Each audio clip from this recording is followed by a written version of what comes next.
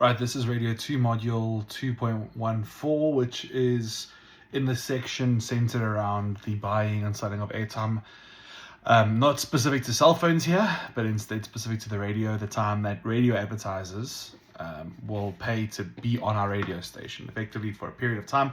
The exchange is that our audience receives their messaging for a cost, and the cost is what our airtime is referred to. So that's the basic premise around this. We want to make sure that as radio people going forward, we allow clients to get the most out of their airtime when it comes to their commercials, the spots that air within spot brackets on the radio station. And so we're working on scripting right now. And this is going to be revolutionized because our curriculum doesn't necessarily consider the fact that ChatGPT now exists, right? And that's been a game-changing reality for radio. The problem that we find with the modern commercial radio station is that sort of narrow-minded people have begun to believe that this is the answer to all of our problems. But if everyone is using the same prompts, effectively what happens is radio advertising loses its sparkle because there's no point of difference, no creativity. It's all just who has the best AI prompt. It's easier, not that about it, but that doesn't mean it's better. And so scripting is, it's hard to say it, but it's a really potentially undervalued area of the radio industry and will only continue to decline in relevance over the next little while. So we as young creatives have got a job to do to carry their obligations around making content and scripting effectively in a way that supersedes AI. Can you run it through an AI afterwards to double check on punchiness and to think with you? Absolutely, right? There's nothing wrong with that. But to just say, write this in the style of a radio commercial allows us no competitive difference. We're the same products as every other station in the market and every other radio maker in the market. We have to find points of difference because all AI does is it looks at the existing data of the internet and makes decisions based on that. What we need is people who are able to create independent thought, and we want to sound different and punchy and all that good stuff. So scripting is the written copy that the voiceover artist will say. It must essentially tell a story that is engaging to the listener and that will deliver a strong call to action. What is a call to action? It tells us to do something. So if we're advertising Bafana's World Cup qualifier being played at our restaurants, what then must happen is that we as radio people must have a very, very clear call to action. Come to our restaurants at this time to watch this match. That's the basic premise. It must deliver a strong temptation to want to do something for the audience. It must tell the listener what they need to do.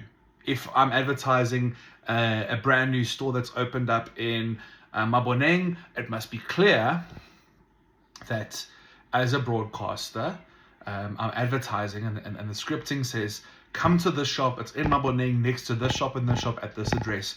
You can find it there, and we have great opening specials. That's what a call to action it is. It needs good audio quality to make it sound pleasing, with good bed music, good production, and all of that to fit the radio station. Now, in my own personal career, as an anecdote, I've been at East Coast Radio for many, many years. And when I was there, I was not good at voiceovers because I just didn't think my approach suited the station. It didn't sound particularly compelling. I've come to Five and I've worked with a good producer here who has a better understanding of my style, tone, register, and the work he's doing makes me sound like I'm just a million times better. I feel so much more confident when producing these voiceovers. So, it needs to be a good fit for the radio station when selecting a voice. If you are having an advert on Ukhozi FM advertising pick and pay specials and you have an English accented Zulu voice, does that sound good? No, it must suit the radio station. Scripting is a bit of science, a bit of art, right? You need to understand who the target audience of the message is. That's almost the rule for radio generally. Who are you talking to? So if you are making a product that's intended for older people, i.e. Tag Heuer watches, you want to use the language applicable to older audience members. Use a sophisticated kind of language. Whereas if you're advertising to Vodacom for the youth market, you can certainly tone that down and be a bit more informal and speak the language of the youth. You can chop with the kids as opposed to converse with the adults. That comes from research, knowing who you want to target. The client has an idea, and they'll choose your station if they feel your station is speaking to their target audience, and they'll then give you a good sense of who you are scripting for. Once you know who the copy is for, you must make it clear, so obvious, understandable, credible, so backed by the company itself. It must be reliable. You can't say, oh, there's a 40% off deal happening, and then when the people go to the store, there's no deal. That would be a disaster. It must be original, so it must be a creative thought. It must be relevant, so it must offer some sort of solution. You can't have SpaceX advertising a trip to the moon on 702 because it's not realistic, it's not relevant to the audience. And authentic. It must be truthful. It must come from a place of honesty for you as a script writer. This introduces the idea of design thinking, which is a framing around creative productivity and applying a process to land that product and make it into reality. So great radio commercial success is essentially a creative process. So what does design thinking entail? It's a problem-solving approach based on searching for creative solutions. And to get this right, we look at the D4G approach, right? And the model looks at 4 questions to stimulate and guide the design thinking process. So it's what is, what if, what wows, and what works. What is, what if, what wows, and what works. And the idea is that what is explores what exists right now, what's in reality, what's in the current marketplace. What if allows us to think about a new perspective, a new reality, a new sound, a new approach, a new style. What wows allows us to focus on the most high impact areas. So focusing on what wows, it's stuff that people are impressed by typically, that will guaranteed work. And then what works, take us into the real world, and it allows us to interact with people to understand what they need from us when creating the solution to advertising. The first one, what is? Essentially, it's an understanding of the problem or the service that we are trying to solve as advertisers. We do that through research, to understanding who our target audience is, and targeting that group of people. So you always think about a brand like Savannah, right? Savannah advertises in comedy scenes. It's probably always in its advertising targets affluent, like South African people, historically white but fast evolving. And now, in real terms, whenever I see Savannah being consumed, it's oftentimes by younger people who have a lower SEM, right? People who are still studying, who have just gone to the club for the first time. There's a bit of a disconnection in my mind there. And so research and targeting would help us understand who we are making this product for and what we are looking to achieve with this. The process involves engaging with users of the product or service, and essentially it doesn't ask direct users of the product, but people who are using a similar product to that in question. So if I'm Sportsman's Warehouse, I may do some research with Mr. Price Sports as an example to understand what those people who are their current audience want from us. Essentially, if you want to sell an advert for washing powder, it allows you the space to interact with people who are potentially service buyers and product buyers in the cleaning industry. They'll give you a good sense of what you should be doing. It allows you a framework to work around by focusing on products in that industry. You must ask questions like, what goes into your decision around buying washing powder? Most people will do price. Most people will be long-term reputation or usage. My dad used this washing powder, so I bought into it. That kind of thinking. Who does the buying of the washing powder in the household? What do you look for, and what do you buy for the washing powder for, and what is the reason you buy this specific washing powder? These questions will help you understand who you're scripting for. It gives you a clear sense of who this person is. If, for example, the issue is cost, we know we're scripting for people of a lower SEM. If it's great advertising, maybe it's younger people. That helps our decision-making process in terms of how we script a great advert. We then continue, and once we understand the user's need, the next step is to spend some time trying to understand the brand's needs. What does that brand need to strengthen its brand strategy from a radio perspective? Ask yourself, what are they expecting to achieve with this advert? Is it brand awareness? Is it increase in sales?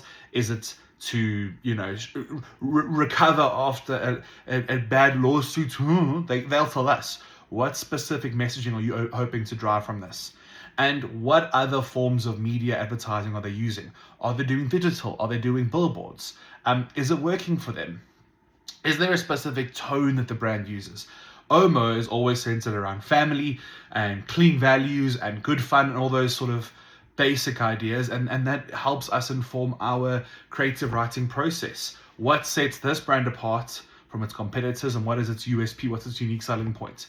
What is the single-minded thought you want to leave the listeners with? What is the one thing they must know? So if you are advertising a great washing powder to your audience, they must know we clean better than anyone else.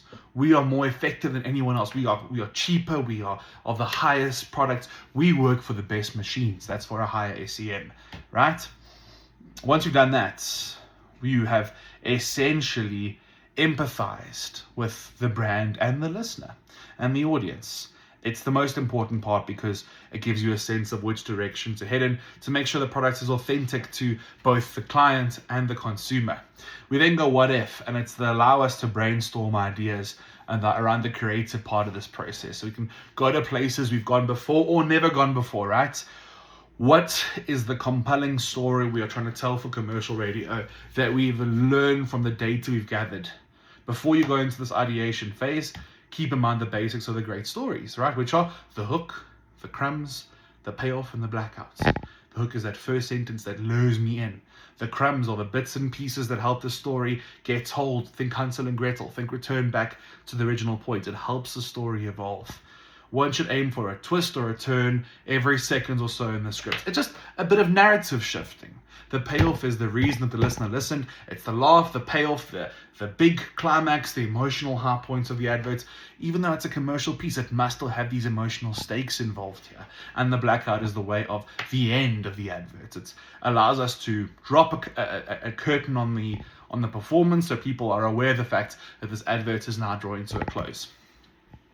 We go to the what if phase there, and we think about the format of the adverts. A compelling story is the key element in this here, and we want to think about maybe using the format that currently exists or breaking formats in a way that makes sense for listeners. Remember, they are listening to many different adverts at the same time. Messaging comes from all over, billboards now, digital. So how do we cut through? This is an important thing. What are some types of radio advertising script formats? Are we saying the brand name enough to make sure it's penetrating people's consciousness? And this could be done in the form of announcements or testimonials or a dialogue, potentially, narrative-based storytelling, right? For an announcement, it's one person talking to the listener. You can get 20% off KFC this weekend. If you come, that's an announcement, right? Must be clear, simple, easy to understand, clear call to action. The announcer must speak to one person, always one person in radio, using active language. Questions can be asked, rhetorical questions. Are you feeling hungry? That's an example of it, right? The format should be very effective in the hook, and it should be a conversation with your listener, conversational in style. The dialogue is by two people having a chit-chat. Northside Electrical and KZN have got a great dialogue campaign where they'll have two people interacting. So it's like a person who will say, it's a format of a client walking into the shop to complain about poor service, and I'll be like, this product isn't working for me, and the storekeeper will then say, well, you bought this from our competitor, not Northside, and that's the format of the dialogue. That's how it works, right? It's a conversation between two people that tells a story over the course of the span of the advert. You need to have natural, authentic sounding conversations. Don't create a conversation between two people that would never happen in the real world unless this is done for comedic effect. Stay away from unnatural conversations, right? Use voices that match the potential clients. And people are not dumb. People know when we're messing around with this. So there was a weird company called Glue Devil I heard advertising. And they clearly had a grown-up acting like a child in the advert. And it was mental. It was like, hey, grandpa. They like pitched the voice up. And no one bought that. It was pathetic. So please, make sure your performers understand that they are representing the brand well. A testimonial might be someone who is a professional expert. Think Sandton and the doctors who come on, the dentist, and say Sandton's a great tooth product. Or a pool company uses a pool expert to talk about the efficacy of the creepy crawlies. That's an example of a testimonial. Hearing real people, even if we've set them up, vouch for the brand is an authentic way to make people believe product works. I know that, like, currently I'm trying to sort something out in my life, and my first response is to go to Google reviews and to check if those places are working. And that is clearly an example of needing verification from other people to feel like I can trust that brand. Narrative-based scripts are told as a story. Think about those storytelling tips we spoke about earlier. They allow characters to solve a central conflict or crisis by using the good or service that we are advertising. Yeah? There must be two characters, and the conflict must be real, and there must be a resolution at the end. Part of the what if section of this process is to go about the process that lends itself to formatting.